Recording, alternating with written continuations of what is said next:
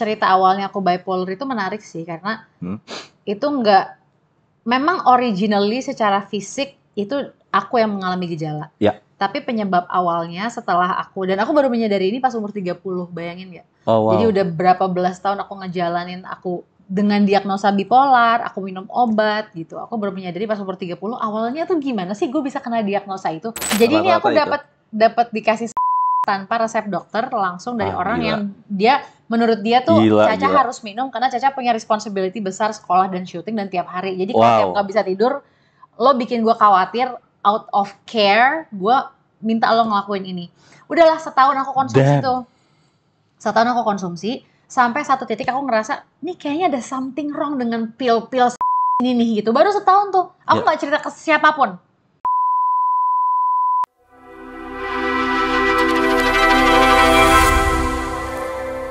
So, aku juga penasaran tentang kamu menjadi aktor gitu ya, menjadi aktor. Nah, dengan kamu mempunyai kondisi bahasanya mental. apa ya? Kondisi mental? Kondisi mental ataupun bermasalah lah ya. Aku takut salah ngomong soalnya. Nah, bermasalah itu, kamu kan mesti memerankan banyak karakter, ya kan? Nah, itu sedikit mempengaruhi atau mungkin banyak nggak sih mempengaruhi kondisi itu? Enggak sih, kalau misalnya nanya makanya sampai sekarang aku masih syuting. Makanya sampai sekarang aku masih berkarya gitu, karena sepertinya nggak pernah ada yang ngomong langsung sih, cuman kalau misalnya dipikirin kayaknya ini berarti orang-orang pada trust sama gue gitu ya, aku mikirnya. Karena gitu, mereka masih pengen nge-hire aku sebagai pemeran utama, mereka masih pengen kerja sama aku, entah di series, sinetron, atau film. Jadi mereka tahu bahwa sebagai aktor ya Caca bertanggung jawab gitu. Kalau misalnya, dan aku tuh gini, aku termasuk penganut bahwa yang namanya lo artis gitu ya, mau lo penyanyi, mau lo pemain film, kan banyak yang punya pikiran gini, kita itu moodnya harus dijaga. Orang-orang sekitar kita harus membuat mood kita baik. Nah, aku itu penganut kebalikannya. Mood aku adalah tanggung jawabku. Kalau aku kenapa-napa, itu aku yang salah. Karena semuanya jadi kena impact.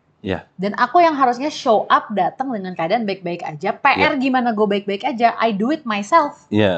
Gitu. Itu baru yang namanya bener-bener cinta dengan pekerjaan dan profesional. Gitu. Iya, betul-betul. Kadang-kadang ya kita kan kadang-kadang suka kayak doktrinnya bahwa orang lain mesti jaga perasaan kita. Iya kan, mood kita dan semua, mood aku I think stupid kayak gitu, mood aku kayak yang benar kata kamu bilang, kita mesti menjaga diri kita gitu, dan jangan ngarepin orang lain juga untuk bikin kita happy kayak terus. Peduli sama kita juga, bukan berarti nggak peduli ya, cuman maksudnya ngurusin kita terus gitu. Nah itu kan juga nggak baik juga. So ngomongin tentang film gitu, sinetron gitu ya, ini menarik banget. Waktu Bidadari itu kalau nggak salah seminggu 2 kali ya? Seminggu sekali. Oh iya, seminggu sekali. Nah, aku melihat ya, tapi aku juga nggak bisa nyalain juga industri sinetron zaman sekarang juga, karena mungkin dunianya sudah berbeda, right? Yes. Nah, dulu itu kalau aku lihat sinetron gitu ya, apapun itu seminggu sekali, seminggu 2 kali, itu akan menjadi kualitasnya akan lebih bagus, right?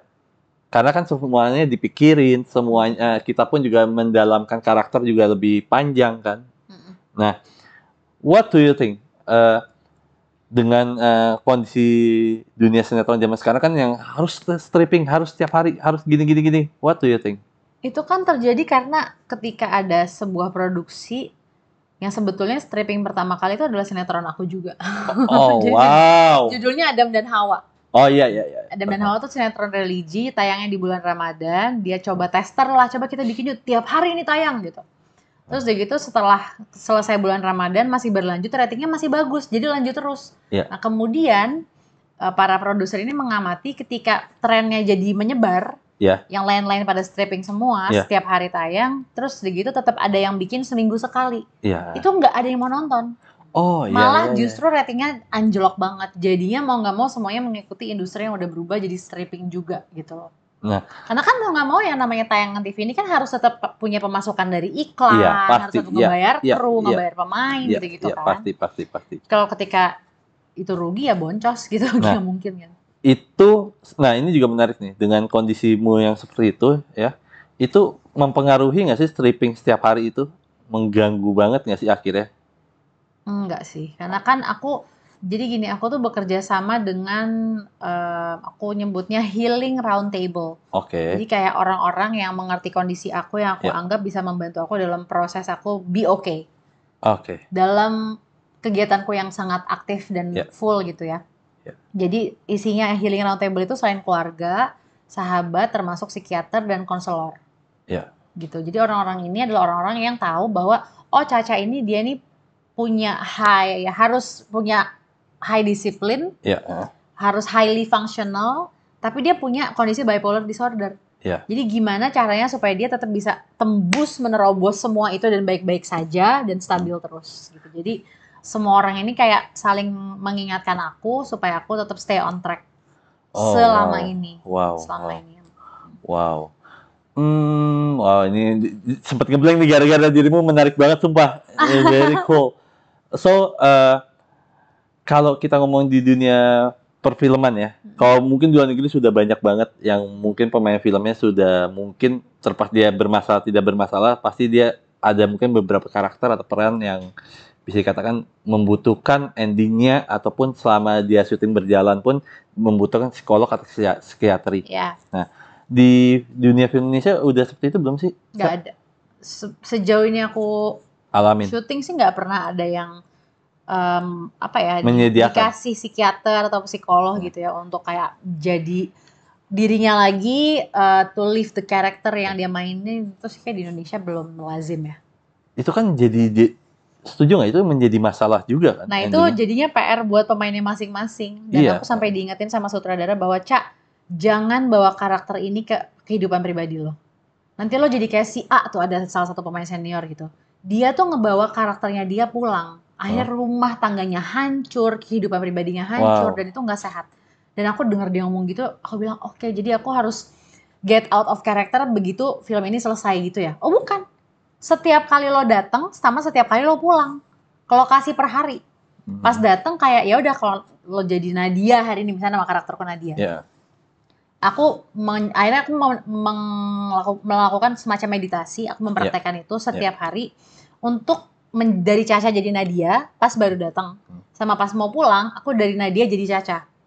Dan itu aku lakuin tiap hari dengan disiplin, karena kalau enggak itu bakal ke bawah dan apa yang karakter itu alamin, apa sifat-sifatnya bisa termanifestasi dalam diri aku sendiri. Karena kan ketika kita ngucapin dialog, ketika kita percaya that's my reality. Dan kita ngomong dialognya dengan marah, dengan penuh emosi, sedih, dengan kayak as if it's true for us. Itu kan kayak nge-send signal ke universe, ke semesta bahwa it's my reality, so make it happen. Gitu loh. Itu kan bahaya. Itu ya memang itu bahaya banget. So, wow.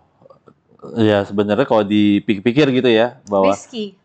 Itu menjadi sebenarnya pemain film dan sebagainya juga mempunyai titik berbahaya juga titik itu, dan memang sayang sekali memang di Indonesia harusnya mempunyai mewadahi part of itunya, karena itu penting banget. Silakan Cak, kalau mau minum Cak, gue haus juga Cak. Udah Rizky.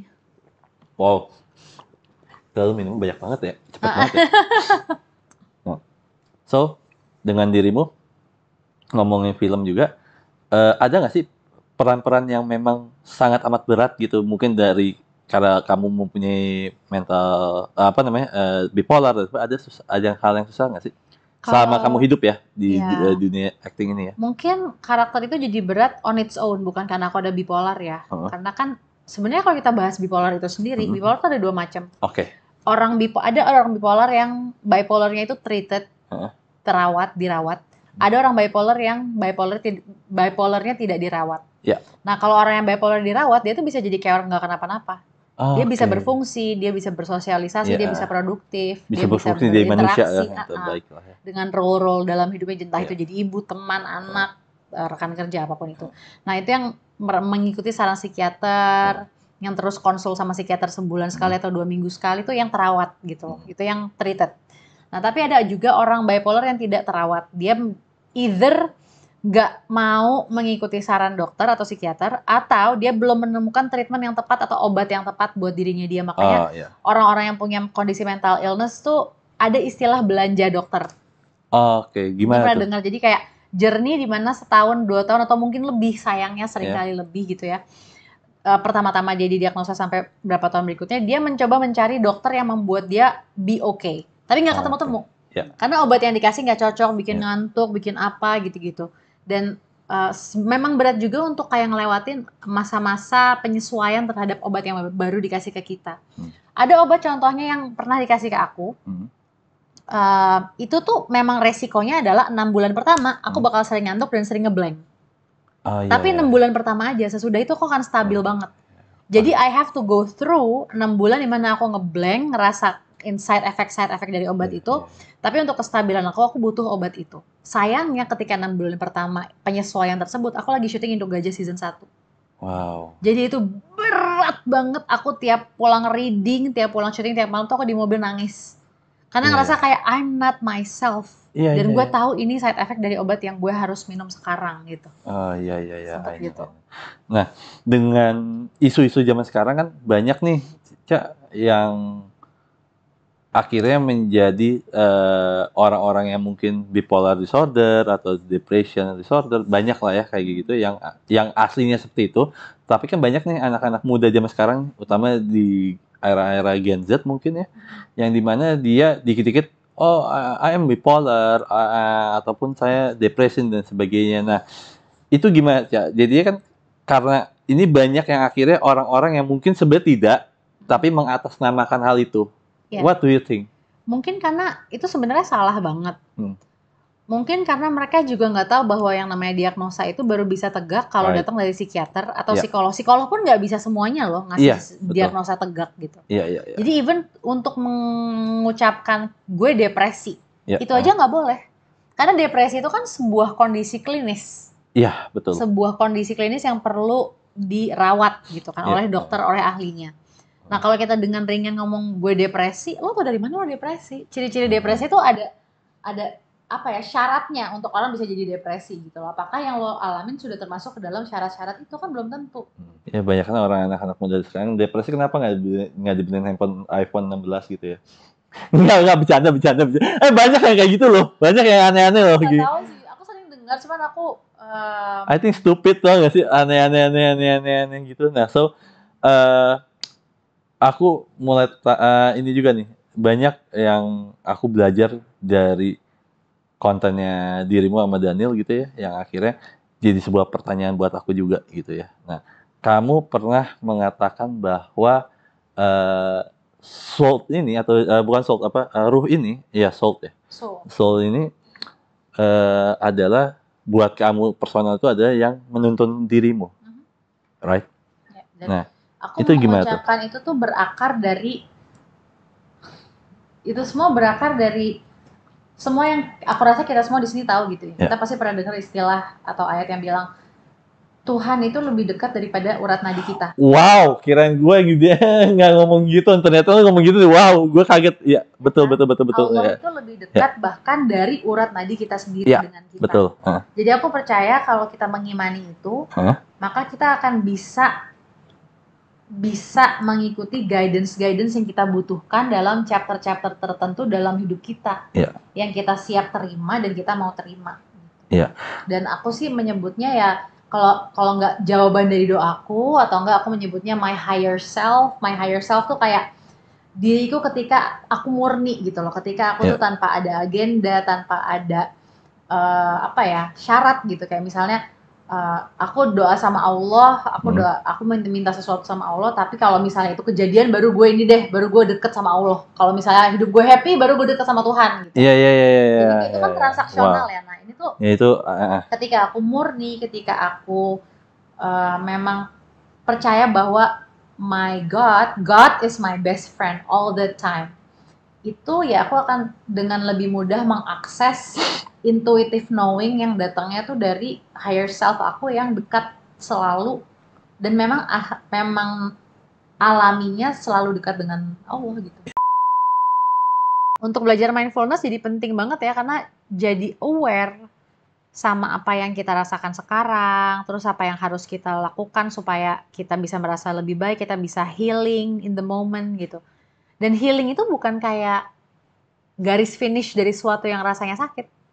Healing itu adalah untuk memperbaiki atau membuat sesuatu yang kurang baik jadi ada improvement lebih baik. Jadi dan karma itu kalau ditanya artinya tuh apa sih karma? Kan kita mikir karma kan kayak lo berbuat baik dapat kebaikan, lo berbuat buruk dapat keburukan, itu karma lo. Enggak. Betul. Karma itu adalah pembelajaran. Ketika aku menemukan diri aku itu setelah misalnya ngalamin abuse ya oleh A, B, dan C misalnya. Terus udah gitu aku ngelihat kayak kok bisa ya gue masih sayang sama orang ini. Padahal dia udah jelas-jelas meng-abuse, menyalahgunakan kebaikan gue ke dia dengan extremely wrong gitu. Tapi aku masih juga sayang sama dia. Even kalau aku mendoakan dia hari ini pun aku masih nggak apa-apa. Kok aku nggak marah? Kok aku tetap punya compassion gitu. Kok aku malah memahami dia. Aku paham bahwa dia meng-abuse aku tuh karena dia punya background suffering seperti ini gitu.